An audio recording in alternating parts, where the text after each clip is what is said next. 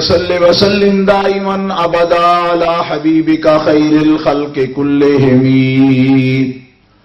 محمد سيد الكونين والثقلين والفريقين من عرب ومن عجم فاق النبيين في خلق وفي خلق ولم يدانوه في علم ولا كرم وكلهم من رسول الله ملتمس غرفا من البحر أو رشفا من الديم. اللہ تبارک و تعالی جل جلالہ وعم نوالہ وآزم شانہ واتم برہانہ کی حمد و ثنا حضور رحمت عالم نور مجسم شفیع معظم قائد المرسلین سید النبیین امام الاولین والآخرین جناب محمد مصطفیٰ احمد مجتبیٰ صلی اللہ علیہ وآلہ واصحابہ وبارک وسلم کی بارگاہ اقدس و انور میں ہدیہ درود و سلام پیش کرنے کے بعد معزز و محترم حاضرین، اہل اسلام، اہل سنت و جماعت، عاشقان مصطفیٰ، آج اس عظیم الشان دینی مرکز میں یہ دینی اور روحانی اجتماع حضرت مولانا قاری ظہیر اقبال صاحب سلم الرحمن ان کے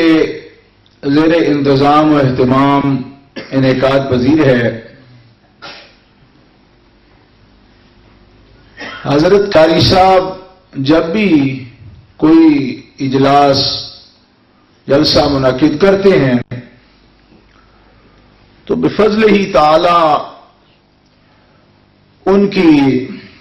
تدریس اور ان کی تعلیم کے ثمرات ہر اجلاس میں سامنے آتے ہیں، اور آج بھی انہوں نے اس وجہ سے حفظ قرآن کریم کرنے والے طلباء کی دستار فضیلت کا اہتمام کیا ہے. یہ ان کی بہت ہی اہم دینی خدمت ہے. اللہ تعالی جل شانہ ان کی تدریس میں، ان کے پڑھانے میں، طلباء کے پڑھنے میں اور اس مرکز میں اللہ تعالیٰ سوری و معنوی، ظاہری اور باطنی اور زیادہ ترقیاں اور برکتیں عطا فرمائے.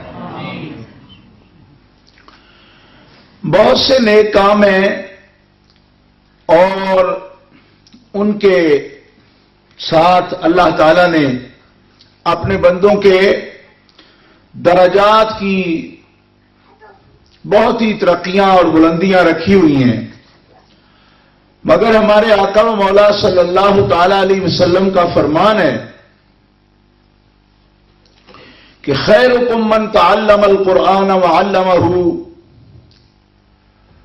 رسول اللہ صلی اللہ علیہ وسلم فرماتے ہیں کہ امت میں سب سے بہتر وہ بندہ ہے جو قرآن پاک کی تعلیم دیتا ہے اور جو قرآن پاک کی تعلیم حاصل کرتا ہے، وہ سب سے بہتر ہے. صحیح مسلم شریف میں یہ حدیث پاک بھی موجود ہے کہ ہمارے آقا و مولا امام الانبیاء جناب محمد الرسول اللہ صلی اللہ تعالی علیہ وسلم کا ارشاد گرامی ہے، الناس رجلان عالم متعلم لا خیر فیما سواہما او کما قال رسول اللہ صلی اللہ علیہ وسلم. فرمایا کہ انسانوں میں، مسلمانوں میں مرد دو ہی ہیں، رجلان، دو ہی مرد ہیں، عالم متعلم، علم دین کی تعلیم دینے والا اور علم دین کی تعلیم حاصل کرنے والا. ایسے شکل سے تو بے شمار مرد ہیں. مرد ہے نا، جس کے بھی ایسی شکل ہوتی ہے جیسی آپ سب کی ہے تو مرد ہی کہلاتے ہم. لیکن سرکار فرماتے ہیں ہم اس کو مرد مانتے ہیں کہ جو اللہ کے کام کا بیڑا اٹھاتا ہے، اللہ کے کام کے لیے خود کو وقف کرتا ہے. عالم متعلم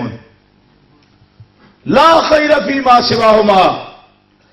حضور پاک صلی اللہ تعالی علیہ وسلم کا فرمان ہے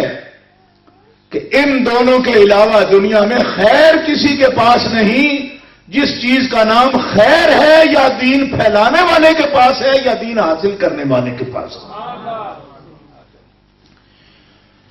اندازہ فرما سکتے آپ. ایک اور حدیث پاک اس وقت میرے پیش نظر ہے. یہ حدیث پاک صحیح بخاری شریف میں موجود ہے.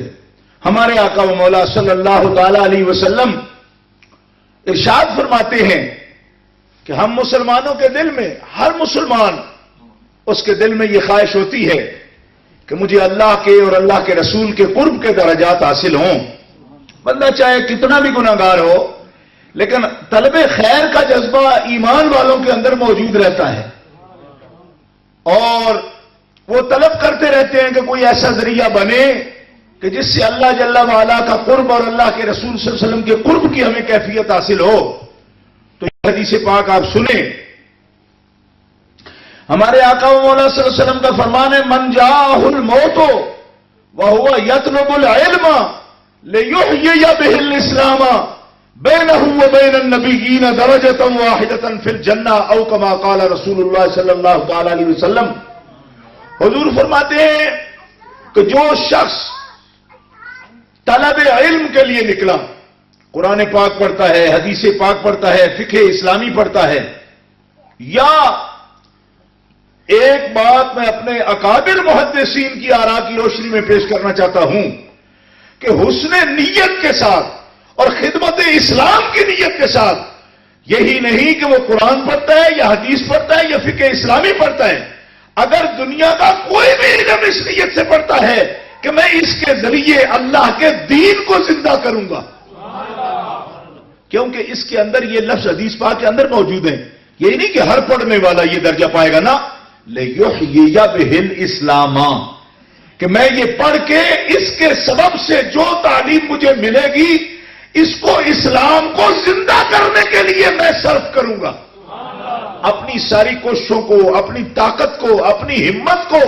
اور اپنی استعداد کو، قابلیت کو، صلاحیت کو میں اس بات پر لگا دوں گا کہ اس دنیا میں جب تک میں موجود ہوں اسلام کو زندہ کرنے میں اور اسلام کے علوم میں اور اللہ کے کلمہ کی بلندی کے لیے میں ساری صلاحیتیں وقف کر دوں گا. حضور فرماتے اس نیت کے ساتھ جو پڑھنے آیا اور پھر کیا ہوا، من جاءہ الموت، ابھی پورا پڑھ بھی نہیں سکا کہ اسے موت آ گئی. یعنی اگر پڑھ گیا پھر تو ایک الگ بات ہے، نہیں پڑھ سکا پھر موت آ گئی، یعنی شروع کیا اس ارادے کے ساتھ اور اسے موت آ گئی. حضور فرماتے ہیں کہ اللہ کے ہاں اس کا درجہ انبیاء کے بعد اس احیاء اسلام کی نیت سے دین پڑھنے والے اور علم دین حاصل کرنے والے کا درجہ نبیوں کے بعد سب سے قریب ترین درجہ ان طالبان علم دین کا ہوگا. یہ حدیث بخاری شریف میں موجود ہے. حالانکہ ایک ترتیب یہ بھی آتی ہے کہ من النبیین والصدیقین والشہداء والصالحین، تو لوگ کہتے ہیں شاید انبیاء کے بعد صدیقین کا مقام ہے، تو یہ بات بالکل صحیح ہے. مگر معلوم یہ ہوتا ہے اس حدیث پاک کی روشنی میں کہ جو احیاء اسلام کی نیت سے، اسلام کو زندہ کرنے کی نیت سے علم دین کے حصول کے لیے نکلتا ہے، جب نبیوں کے بعد درجہ صدیقین کا ہے، حضور فرماتے ہیں نبیوں کے بعد درجہ جنت میں طالبان علم دین کا ہے، تو معلوم ہوا کہ رب تعالیٰ ان طلباء کو صدیقین کا درجہ عطا فرما کے انبیاء کے قریب مقام عطا فرما دیتا ہے. یعنی قرآن کی آیت میں اور حدیث پاک میں یہ تطبیق ہو گئی آپس کے اندر، مقابل نہیں ہے. تو گرامی قدر حضرات، ایک تیسری حدیث میں نے آپ کی خدمت میں ابھی ایک میں اثر آپ کے سامنے پیش کرتا ہوں، اسی سے آپ کو یہ عظمت معلوم ہوگی. حضرت ابو ہریرہ رضی اللہ تعالی عنہ، آپ کا یہ اثر مبارک الترغیب والترہیب شریف میں علامہ منظری نے بھی اس کو نقل کیا کہ ایک دن سیدنا ابو ہریرہ، آپ جانتے ہیں بڑے جلیل القدر محدث، اور سینکڑوں احادیث کے وہ راوی ہیں.